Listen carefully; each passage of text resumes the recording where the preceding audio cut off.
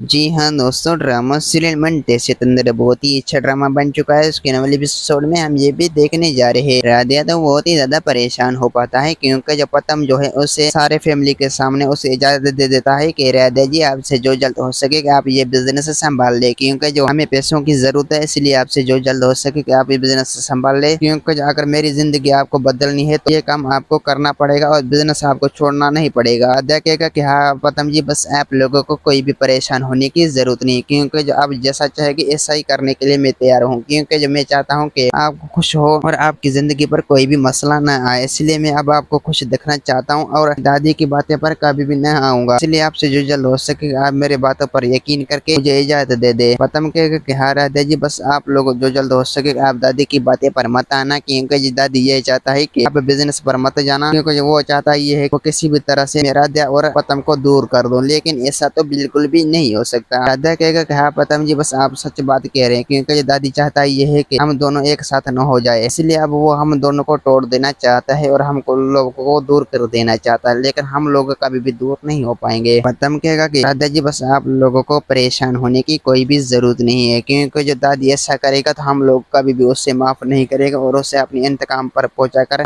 अपना हिसाब किताब जरूर लेंगे। दोस्तों उम्मीद है कि मेरा वीडियो आप लोग को अच्छी लगी होंगे। वीडियो अच्छी लगी तो वीडियो को लाइक और चैनल को सब्सक्राइब करना। खुदा हाफिज।